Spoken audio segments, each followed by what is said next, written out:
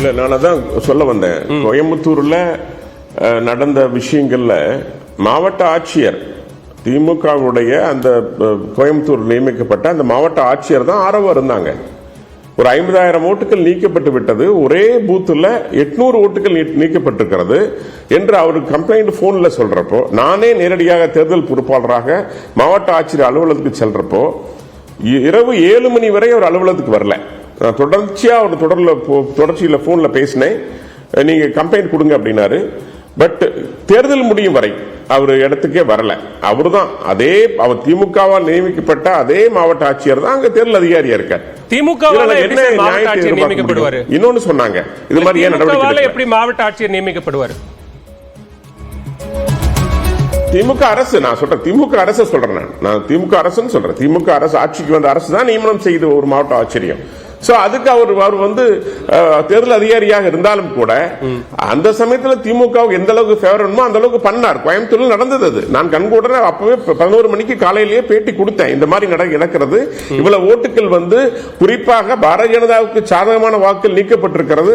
நண்பர் கூட சொன்னார், திமுக நண்பர் சொன்னார், நீங்க எல்லாம் பார்த்துக்கலாமே. நான் ஒற்றுக்கிறோம். அடிப்படையில் திமுகவுக்கு இருக்கிற கட்டமைப்பு, பணத்தை கொண்டு போய் சேர்த்துவதிலே ஆகட்டும், அல்லது வந்து அந்த சாதி ரீதியான பிரிவினை உருவாக்குவதாகட்டும், ஒரு 10 ஓட்டுகள் இருந்தா 10 ஓட்டுகளை 10 விதமாக பிரிப்பதாகட்டும், அந்த திறமை எங்களிடம் இல்லை. நாங்கள் ஜனநாயகத்தை ஜனநாயகமா பார்க்கிறோம், பிரிவினையை பார்ப்பதில்லை. இதனால என்ன, எங்களுக்கு இருக்கிற அந்த மைனஸ் அப்படிங்கிறது அதே சமயம் ஜனநாயகத்தில் இருக்கிற ஓட்டைகள். ஒரே ஒரு உதாரணம், பாஜக தயாராக இருக்கிறது அப்படின்னா அந்த கட்டமைப்பு எல்லாம் இல்லாமையா சார் அந்த முழக்கம் முன்வைக்கப்படுது?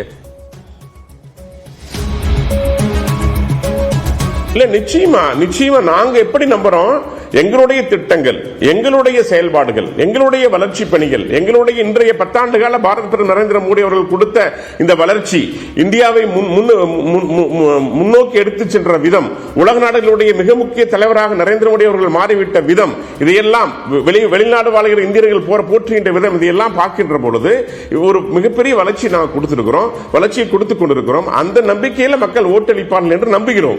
ஆனால் ஜனநாயகத்தில் சில ஓட்டைகளை பயன்படுத்தி, நீங்க ஒரே ஒரு உதாரணம் சொல்றேன். 2011 உள்ள இங்க நடந்த இடைத்தேர்தல் தொண்டாமுத்தூர் நடந்தது.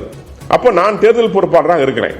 அன்றைக்கு இருக்கிற தேர்தல் பொறுப்பாளராக இருந்த பொழுது நான் காந்தி மாநகர் பகுதியில் ஒரு தேர்தலுக்கு பணம் கொடுத்தவரை பிடிக்கிறேன். அவர் வேற யாரும் அல்ல, ஆராசாவுடைய உதவியாளர். அவரை பணமும் கையுமாக பிடித்து அவரை வாகனத்தில் வைக்கிறேன். அவர் பணத்தை விட்டுட்டு பையோட தப்பிச்சு ஓடுறார். உடனடியாக எனக்கு காவல்துறையிலிருந்து போன் வருது. நான் அவருக்கு போன் பண்ணி சொல்றேன், காவல்துறை அதிகாரிக்கு, மாவட்ட ஆட்சியருக்கு. அவங்க சொல்றாங்க, சார் நீங்க வழிப்பறி பண்ணிவிட்டதாக தகவல் வந்திருக்கிறது. நீங்க வந்து ஒரு நண்பர் கொண்டு போன பணத்தை வழிப்பறி பண்ணிட்டீங்க, அதனால் உங்கள் மீது வழிப்பறி கேஸ் போட சொல்லி இருக்காங்க அப்படின்னு. இது 2011 நடந்த விஷயம்.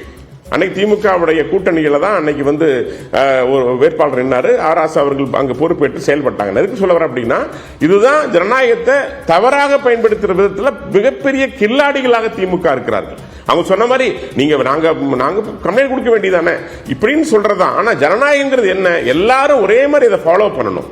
அதுல இருக்கிற ஓட்டைகளை பயன்படுத்தி தப்பிக்கிறது அப்படிங்கிறது நியாயமானது அல்ல. அது தேர்தல் வந்தா வாக்காளர்கள் அளிக்கக்கூடிய வாக்குகள் தான் வெற்றி தோல்வியை முடிவு பண்ணுது. அதன் அடிப்படையில் உதாரணத்துக்கு பாராளுமன்ற தேர்தலில் ஒருவேளை இவங்க தோல்வி அடைந்திருந்தால் தேர்தல் ஆணையத்தின் மீதும் இவிஎம் மிஷின் மீதும் குற்றம் சாட்டி இருப்பார்கள். வெற்றி பெற்றதனால் அந்த குற்றச்சாட்டு முன்வைக்கலன்னு எப்படி பாஜக சொன்னதோ அதே மாதிரியான கிட்டத்தட்ட ஒரு சேம் ஸ்டேட்மெண்ட் தான் திரு நாகராஜன் சொல்றார். நம்ம முன்னணி நிலவரங்களை பார்த்துட்டு தொடர்ந்து பேசலாம். தற்போது மின்னணு வாக்குப்பதிவு இயந்திரத்தில் பதிவான முதல் சுற்று முன்னிலை நிலவரங்களை பார்த்துக் கொண்டிருக்கிறோம். அந்த அடிப்படையில் திமுக வேட்பாளர் அன்னியூர் சிவா 8564 வாக்குகள் பெற்று முன்னணியில் இருக்கிறார். பாமக வேட்பாளர் சி அன்புமணி 3096 வாக்குகள் பெற்று இரண்டாவது இடத்திலும், நாம் தமிழர் வேட்பாளர் அபிநயா 438 வாக்குகள் பெற்று மூன்றாவது இடத்திலும் இருக்கிறார். 5468 வாக்குகள் வித்தியாசத்தில் திமுக வேட்பாளர் அன்னியூர் சிவா முன்னிலை வகித்துக் கொண்டிருக்கிறார். டாக்டர் கார்த்திகேயன், எப்படி பார்க்கிறீங்க? 438 வாக்குகள் ஃபர்ஸ்ட் ரவுண்டு தான் இவிஎம்ல. இதில் இது வந்துட்டு ஒரு ஜனநாயகத்தை வந்துட்டு படுகொலை செஞ்சுட்டு, அது காசு கொடுக்கறதா இருக்கட்டும், இல்லை மிரட்டுறதா இருக்கட்டும், மற்ற எல்லாத்தையும் செய்கிறதா இருக்கட்டும், செஞ்சுட்டு இது எங்களுடைய தேர்தல் யுக்தி, எங்களுடைய யுக்தின்னு சொல்லிக்கிறது இருக்குல்ல, அது வந்துட்டு ஒரு அவமானகரமான செயலான வந்து ஒவ்வொரு கட்சிகளுக்கும் ஒரு வியூகம், ஒரு யுக்தி அப்படின்னு ஒன்று இருக்கும். என்னுடைய நேரத்துல பேசாதீங்க. ஜனநாயகத்தை எனக்கு ஜனநாயகத்தை புரிய வைத்து நீங்கள் என்னுடைய நேரத்துல பேசாதீங்க. உங்க நேரம் வரும், நீங்க பேசுங்க. உங்க நேரம் வரும், பேசுங்க. அதுல பேசுங்க. இல்ல அதுதான் நான் உங்களுடைய ஜனநாயகம் இதுதான் திமுக. இதுதான் திமுக. ஜனநாயகத்தை மற்றவர்களுக்கு பாடம் எடுக்க தெரியுமே தவிர உங்க நேரத்துல பேசுங்க. உங்க நேரத்துல பேசுங்க. எனக்கு கவுண்டர் இருக்கு, எனக்கு கவுண்டர் இருக்கு, என்னால பேச முடியும். பொய் மக்களுக்கு தெரியும். சாரி மறந்துட்டேன். நான் பொய் தவிர வேற எதுவும் தெரியும். நீங்க முன்வைத்த கோரிக்கையை அவர் முன்வைக்கிறார். உங்க நேரத்துல பேசுங்க. நீங்க உங்க நேரத்துல நீங்க பேசுங்க. பணம் கொடுத்து ஐயா, ஜனநாயகத்தை எங்களுக்கு ஜனநாயகத்தை டாக்டர் கார்த்திகேயன், டாக்டர் பணம் கார்த்திகேயன் கொடுக்கிறது ஒவ்வொரு நீங்க என்ன சொன்னீங்க? பல அனுமதிக்க முடியாது. நாங்க வந்துட்டு பந்தல் போட்டு வச்சுப்போம். நாங்க வந்து பந்தல் போட்டு வச்சுப்போம். யார் வேணா வந்து உட்காருவாங்க. நாங்க என்ன வேணா பண்ணுவோம். அது எங்களோட யுக்தின்னு சொல்லுவோம். நாங்க சொல்லல. அதுதான் மீனிங். நான் சொல்றேன், நீங்க மறுத்து பேசுங்க. பணம் கொடுக்கல, சத்தியம் பண்ணுங்க. சத்தியம் பண்ணுங்க. பணம் கொடுக்கல. என் புள்ள மேல சத்தியம் பார்த்து பணம் கொடுத்தாங்க. நீங்க சத்தியம் பண்ணுங்க. சத்தியம் பண்ணுங்க. சத்தியம் பண்ணுங்க. சத்தியம் பண்ணுங்க. சத்தியம் பண்ணுங்க. டாக்டர் கார்த்திகேயன், டாக்டர் கார்த்திகேயன், மக்கள் வாக்களித்திருக்கிறார்கள். உங்களுடைய மனசாட்சி உறுத்தலன்னா, உங்களுடைய மனசாட்சி உறுத்தலன்னா சத்தியம் பண்ணுங்க. இல்ல, நான் சத்தியம் பண்றேன். இப்ப நாம் தமிழர் ஒரு ஓட்டு கூட பணம் கொடுக்கல. திமுக பணம் கொடுத்தது. அது நீங்க சொல்றீங்க, அது அவர் சொல்றாரு. இல்ல, நான் என்ன சொல்றேன்னா, மக்கள் வாக்களித்திருக்கிறார்கள். அந்த அப்ப மக்கள் அளித்த வாக்குகளை நம்ம கொச்சப்படுத்துற மாதிரியான ஒரு நிலைக்கு கொண்டு போகக்கூடாது. வாக்குக்கு காசு கொடுக்கறவனா, வாக்குக்கு காசு கொடுக்காதீங்கன்னு சொல்றவனா கொச்சைப்படுத்துறது யாரு? நம்ம முடிவு நேரத்துக்கு வந்திருக்கோம். பரப்புரை நிலையிலேயோ டாக்டர் கார்த்திகேயன், உங்க நேரத்துல பேசுங்க. இல்ல, ஜனநாயகத்தை நோக்கி எனக்கு பாடம் எடுத்தீங்க. உங்க நேரத்துல இல்ல டாக்டர் கார்த்திகேயன், இல்ல டாக்டர் கார்த்திகேயன், இல்ல பேசலாம், ஆரோக்கியமா பேசலாம். நம்ம முடிவுகள் வருது, நம்ம பரப்புரை நேரத்துல இல்ல இல்ல இது நாம் தமிழர் கூட்டம். இல்ல, ஒரு நிமிஷம் பேசலாம், ஆரோக்கியமா பேசலாம். இல்ல, ஆரோக்கியமா பேசலாம். நான் என்ன சொல்றேன்னா, முடிவுகள் வருது, நம்ம பரப்புரை நேரத்துல இல்ல. அதெல்லாம் தாண்டி மக்கள் அப்படிங்கிற ஒரு ஸ்டேஜ்ல இருந்து நம்ம இதை பார்த்துக்கிட்டு இருக்கிறோம். அந்த நேரத்துல முடிவாகத்தான் இதை அணுக வேண்டிய ஒரு தேவையும் இருக்கிறது. அந்த அடிப்படையில் பேச உறுதியா முடிவு வந்துட்டு ஏற்றுக்கொள்ளக்கூடியது தாங்க. அது மக்கள் வந்துட்டு வாக்களிக்கக்கூடியது தான். மக்களுக்கு வாக்குக்கு காசை கொடுத்து பணத்தை வாங்குவதுங்கிறது வந்துட்டு ஒரு ஜனநாயகத்தின் படுகொலை.